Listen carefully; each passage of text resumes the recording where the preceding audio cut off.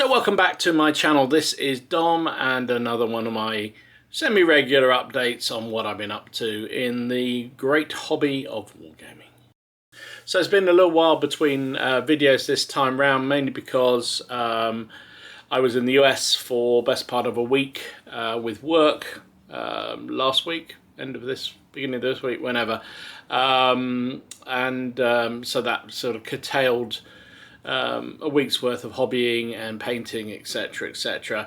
And annoyingly I didn't get a chance to find any kind. Normally when I'm out on a work trip or what have you, I'll try and sort of scoot out at some point and try and find a gaming shop or something like that, but I couldn't find anything where I was that was no more than sort of an hour's Uber away, and I just didn't have enough time to do that. So yeah, so I just had to console myself for watching Netflix videos and getting inspiration, reading some books, but and doing some work, I suppose, was the other thing. I had done a bit of painting before I went away, and I've done a little bit since I came back, so let's have a look at some of the projects. So as many of you will know, if you follow the channel, I have been working through building a Gallic 28mm army, inspired by the Gallic Wars, Caesar's Gallic Wars supplement from Warlords for Hail Caesar, but also because I do like a bit of Ancients. I've talked about this quite a lot on the PCP and on this channel. I really enjoy ancient games, and I'm hoping to get some more in. I've got a lot of ancient 15mm and 28mm figures. The 28s were mainly based for Warhammer Ancient Battles back in the day, and I spent a lot of time rebasing a lot of these Gallic warriors to more appropriate bases for Hail Caesar. So that provides the core of what I've built. But these are new figures. These are, I showed them before in one of the previous updates. These are a mixture of Crusader metal figures from North Star. Bought some of those when they were doing a deal. And also the Foundry, I think they were called Gallic Character Pack, something like that, that I picked up at Salute. So I've mixed them in, and they mix really well, to be honest. Foundries are a little bit smaller than some of the more modern plastics, but they seem to fit very well with these Crusaders. So I've done a sort of hodgepodge of bright colours on the figures. Somebody suggested that I should be doing checkers and plaid for my Gallics, but I'm not good enough a painter, so a few stripes is all you're going to get with these. And indeed, some of the shields on these are shocking. I used some of the transfers I had. I didn't have any that's specifically designed for these figures, but I managed to cut a few down and fit them in, and they work reasonably well. But there's quite a lot of just round shielded troops that came with this, and nobody seems to do round shielded Gallic transfers, so I sort of free-handed a few, and yeah, don't look at them too closely. They look like a 4-year-old child's job, but hey, they'll be fine. 3 foot away. It's another cavalry unit for the Gallic warriors, and the forces come together really well. In fact, I may have done, by the time you see this, I may do a sort of an army showcase of all the Gallic figures I've got so far, because yeah, that'd be fun to do. Anyway, there you go. And then because pack sizes never seem to be right when you mix manufacturers, so I had an extra Foundry figure which didn't fit in the 12-man unit I was building. So I put him on this base with a spare Foundry chieftain type figure that I had from the infantry I bought at Salute. Now, the reason I had planned to put him into one of my war bands, but he's obviously standing so regally, it wouldn't fit in with all the poses. Most of the others have got sort of very aggressive charging type poses, whereas this guy is sort of just standing there sort of surveying the field. So I think he's ideal as a commander, and then the Gallic guy, I'm sort of assuming the rider is sort of being told by him to, you know, move forward and bring the reserves up or something like that. So in my mind, that's how it works. So anyway, you always need a few commanders, so there's another command base done. So next up, fairly conclusive proof that I do eventually get round to everything that I buy and paint them up. This is a unit of Spanish volunteers or militia, beautiful figures from Offensive Miniatures. I bought these during their Black Friday sale on a bit of a whim because I can't remember, they were doing some decent deal, and I always love Offensive Miniature figures and they're really, really cool. So I think this was a battalion deal. I can't remember, to be absolutely honest, but it was a good deal, and I've as I've shown before on the channel, I've been building up a small Spanish brigade for Black Powder, and I thought these would be nice to add in.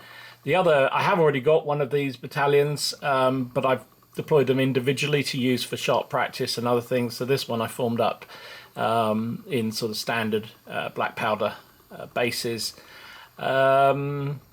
Yeah, just followed some of the colouring schemes I've seen online and in various books for the volunteers. They probably weren't quite so uniformed, but it kind of appealed to me to have a sort of ragtag unit uniformed uniformly, if you see what I mean, in the brown jackets that these fellas have, and then a nod to the fact they're sort of not quite so regular in formation. I've given them different coloured trousers. Some of them have got long trousers, some of them have got short, got the sort of, what do they call them, putty type leggings on the boots. So just gives that sort of a little bit of ragtagness, but also a little bit of uniformity, which kind of appealed to me. Yeah, not much else to say about them other than I really like Offensive Miniatures, and you should check them out if you haven't already done so. Brilliant for Second World War and Napoleonic figures particularly. So next up, this is another unit for my French Napoleonic figures, 15 mils. Play a lot of 15 mil Napoleonics at the club with Jonathan, mainly because of the scale. It's easier to set the games up and pack them away at the end of the night. So I've been adding to my very ancient 15 mil collection with a few units here and there. These I can't remember who I bought them from, but they've been in the stash of opportunity for a little while. There's these 12 plus I think I've got another 12 ready to paint up. Is it 12? No, 24. 24 here. 16, 17, 18, 19, 20. Yeah, 24. I've got another 24 to paint up. And they come up pretty nicely, actually. I'm quite pleased with them. A lot of contrasts. I mean, at this scale, you don't have to do that much to make them look half decent, which is a huge asset for me. So I've done the column, obviously, 4 bases, which was what we tend to use for a standard battalion. And then I put the extra figures on skirmish bases for General d'Armée. They could be joined up to be used as another battalion in Black Powder or something similar if I needed to. They're sort of, the skirmishers not really in the right poses for skirmishers, but it is what it is. But they'll do the job, and they're French, so yeah. Whatever. It's been a while since I did any English Civil War or 30-Year War epic figures, so I thought I'd get on with a few of those because I had some sort of primed and ready to go. So this is another unit of cavalry. These are, I mean, they could fight either side, to be honest. They're pretty much the same figure. But these are going to be Swedish in my forces. Talked about these incessantly as... for the Warlord epic figures, the horse models are a little lacking in detail, particularly along the fronts of them. Side on, they're not so bad. Frontally, they're a bit leaving a bit to be desired. But hey ho. So they're painted up. Actually, no, sorry, these are Imperials. I've just noticed they've got the red sashes. So these are Imperial forces. Of course they are, Tom. Pay attention. So yeah, all finished. Another unit done, and then also an Imperial commander and his standard bearer and a couple of medium cannons, which could be either side because again you can't really tell at this scale. Again, epic plastics. yeah, not much more to say about them. Just nice to get some more painted up and some more of the huge selection of sprues I've got finished off now. And then finally, for now, some light cannons. Now, I used one of the spare. You get so many of these standard bearer guys that I just thought I'd put one on the base with a light cannon. So that's a Dutch flag from the Protestant side. I just thought it'd be a bit of fun to include him on the base. So these are obviously Dutch light cannon for the 30-Year War. Yeah, all finished. These are nice little figures. I do like the cannons in the Epic range. I mean, the fact they're all identical is a little bit frustrating, but I suppose if I could be bothered, I could change them a little bit, but I can't, so they'll do fine. And that's pretty much them. So purchasing wise, again, it's been pretty light. I don't know what's been going on with me at the moment. I've certainly cut down a lot, although I've just put some orders in for some new figures for the Gauls, because if you saw the showcase I did of my Celtic Gallic army, I was definitely light on light cavalry, or sort of unarmoured cavalry, so I put an order in for that. So I've had to put 3 orders in from different companies, so I'll share them when they come in. Other than that, some books really was the only other thing I bought. So I bought these 2 Osprey books. This is Battle of Gettysburg, book 1 and 2. I've mentioned many times I plan to do some American Civil War 28mm figures at some point. I've got lots of them, and I would like to basically build them into a decent force that I can use, probably for sharp practice and also black powder. Possibly, I don't know, possibly Pickett's Charge, although I think some ways that would probably work better at 15mm. So anyway, I picked up these books for a bit of inspiration, not for the battle itself, because I got a reasonable understanding of what happened, or this pivotal battle, but I thought actually I'd try and pick up some of the order of marches, and maybe for once in my life sort of try and plan out a division or 2 that actually reflects a real campaign. I don't generally do this, and I don't know why I don't. I start off with the intention of doing it in some cases, but never actually fulfilling it, and just sort of go off in random directions. So I thought with this, because the uniforms are pretty similar, I thought at least it will give me some sort of inspiration. I'm going to say, that's the whatever regiment completed, and then move on to the next. So anyway, so they're good books. I haven't started to read them yet. They came while I was away, which was a shame, because they would have been great on plain reading. So those 2. I also picked up Osprey's Second Punic War in Iberia book.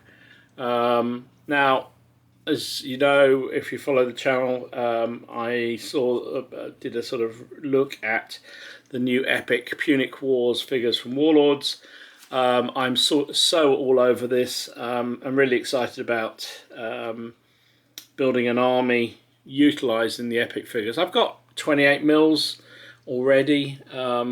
Probably got some 15s as well, which I might be able to sort of build into this. But I thought I thought what I might do is, rather than going with the more normal Italian forces, I thought I might try Iberia for this period. So we'll see. So I know a reasonable amount about the Hannibal's invasion of Italy. I also know a reasonable amount about Rome's invasion of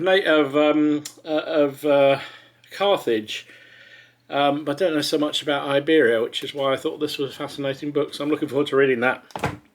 So that was it, really. That was all the purchases this last couple of weeks. On the gaming front, obviously having been out, I haven't done as much gaming as I'd normally do. The Friday before I flew on the Saturday, we had a cracking game of Hail Caesar. So me, Jonathan, Tony and Paul played Hail Caesar. So I took a scenario out of the Britannia Hail Caesar supplement, and it was an Ancient Britons against Romans game. Basically, it was crossing the Medway. So Rome has to force its way across across the river over the Medway, and in the face of some fanatical British tribesmen on the other side who aren't necessarily ready for it either, which is one of the challenges we had with the scenario, because it was a little vague on how things were set up and how to play, because the concept was that the Roman advance guards had already crossed the river and were effectively ambushing the ambushers, if you like, of the Brits, Batavian auxiliaries, and also a small brigade from Vespasian had crossed over. So that was, but it was very vague about how it should all be deployed, and yeah, I mean, it was a fun game, and I said in the video, if you've seen it, and I'll put a link here, I suppose it's a good scenario when both sides think they haven't got a chance, and I think both of us thought at various stages we had no chance with this scenario at all. Certainly us as the ancient Brits, we thought this was just a non-game at the beginning, but once the initial attack by the Roman cavalry effectively, damaging, destroying the British cavalry, it then became a much closer game, and actually I think probably on points the Brits won. It was very close though, so anyway, probably spoiled that if you wanted to watch it, apologies, but still a good fun game, and we enjoyed it. Usual thing, it's great fun playing with Paul and Tony and Jono. We have a good laugh while we're playing, so that was good. Obviously I was away, so I haven't done anything else, but this week I think we're going to play General Dame 2 again. Now, I did put up a game that Jono and I played, our first real game of General Dame. We got a few things wrong. People accused me of playing General Dame 1.5 because there were bits of rules from version 1 and bits of rules from version 2. So we'll try and do it again, and this time get a few more. Maybe we'll do 1.75 this time.